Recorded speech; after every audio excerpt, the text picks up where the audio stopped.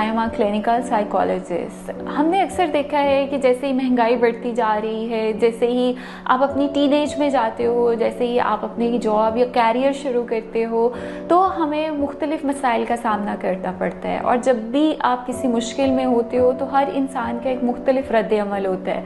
कुछ लोग होते हैं वो मुश्किल को बहुत हौसले के साथ और बहुत सब्र के साथ जो है वो हल करते हैं। कुछ लोग होते हैं वो मुश्किल हालात में घबरा जाते हैं, परेशान हो जाते हैं, डर जाते हैं, खौफ का शिकार हो जाते हैं। और लास्ट में कुछ ऐसे लोग होते हैं जब उनको कोई मुश्किल का सामना होता है या कहीं पर कॉन्फ्लिक्ट का सामना करना पड़ता है तो वो बहुत शदीद जो होता है वो चिड़चिड़ेपन और बेचैनी का शिकार हो जाते हैं। तो ये वीडियो ज़रूर देखिएगा। मैं आज आप लोगों के साथ कुछ ऐसे टिप्स के बारे में बात करूँगी कि किस तरह से जो लोग हर वक्त चिड़चिड़ेपन के शिकार रहते हैं, जो हर वक्त कंप्लेनिंग होते हैं, दूसरों से शिकवा करते रहते हैं, वो क्या चीज़ें अगर अंडरस्टैंड कर ले तो वो अपने इस बिहेवियर को जो है वो कंट्रोल कर सकते हैं, वो इसको बेहतर कर सकते हैं। जैसे मैंने जिक्र किया है कि हर इंसान का एक जो रिएक्शन होता है वो मुख्तलिफ होता है। हर सिचुएशन हर पर्सन के लिए एक जैसी नहीं होती।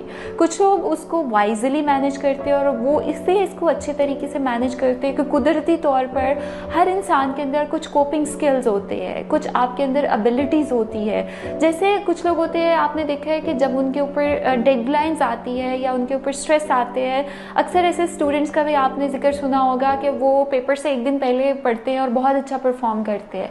दूसरी तरफ कुछ ऐसे स्टूडेंट्स होते हैं जो पूरा साल अपने आप को सिर्फ और सिर्फ स्टडीज़ की तरफ ही डिवोटेड रखते हैं और बाकी एक्टिविटीज़ में से अपने आप को टोटली डिटैच रखते हैं। अब this is the first thing we need to learn about कि हम क्यों एक दूसरे से मुख्तलिफ है।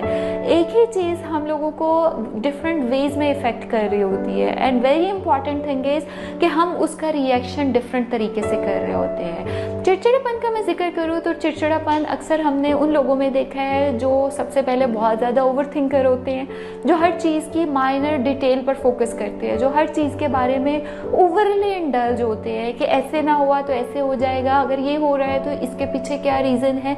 या दूसरे चिड़चिड़ेपन के जो शिकार लोग होते हैं वो होते हैं जो अपना कंपैरिजन दूसरों से बहुत कर रहे होते हैं, जो हमेशा ये कह रहे होते हैं तुमने लाइफ में ये अचीव कर लिया, मैं ये अचीव करूँगा। या उनके लाइफ के गोल्स अपने डेवलप करता नहीं होते, वो कहीं ना कहीं से इंस्पायर हो रहे होते हैं। समवन बिकम मोटिवेशनल स्पीकर तो उन्होंने उसको देख के अपना एक गोल सेट कर लिया। या कोई अगर फ्रीलांसिंग में चला गया तो वो उससे इंस्पायर होकर अपने आप को उस फील्ड की तरफ ले जाते हैं। यहाँ पर वो ये भूल जाते हैं कि क्या मेरे अंदर वो स्किल्स हैं, क्या मेरे अंदर वो एबिलिटीज़ हैं कि मैं ये वाली ड्यूटीज़ परफॉर्म कर सकूं। तो इसलिए एंड पे जब उनको अगर खुदा न खास्ता नाकामी का सामना करना पड़ता है तो वो बहुत शदीद गुस्से में चले जाते हैं, वो अपने आप को दूसरों से कमतर समझना शुरू कर देते हैं।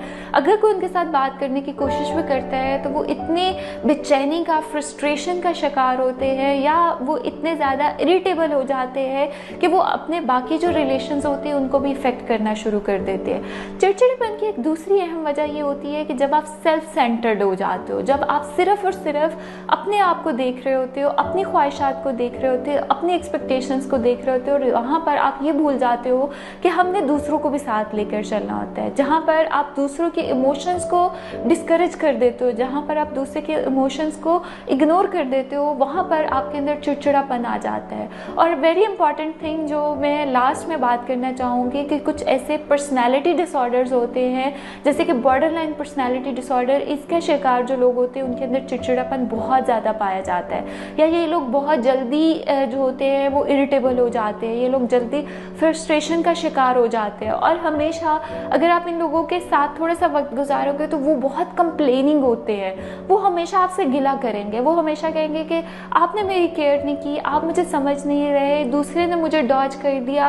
वो कहीं ना कहीं अपनी सारी खामियों को, अपनी सारी प्रॉब्लम्स को जो होते हैं वो किसी दूसरे शख्स के साथ रिलेट कर देते हैं। तो अगर आप इरिटेबिलिटी को ख़त्म करना चाहते हैं, अगर आप चिड़चिड़ेपन से अपने आप को निकालना चाहते हैं, अगर आप अपने रिलेशंस को अच्छा करना चाहते हो तो सबसे पहले अपने साथ बैठे और आइडेंटिफाई करें कि कौन से ऐसे ख्यालात आते हैं, कौन से ऐसे थॉट्स आते हैं जिनकी वजह से आपके अंदर ये एक इमोशन डेवलप होता है, और ये इमोशन आपके बिहेवियर में या आपके रवैये में आता है जो दूसरे लोग भी महसूस करते हैं। तो मैं एक आप लोगों के साथ टेक्निक शेयर करूंगी जो कि एक थेरेपी का पार्ट है, जिसको हम CBT या कॉग्निटिव बिहेवियरल थेरेपी बोलते हैं, कि जब आप अपने थॉट्स के बारे में अवेयर होते हो तब आप अपने आप को चेंज कर सकते हो।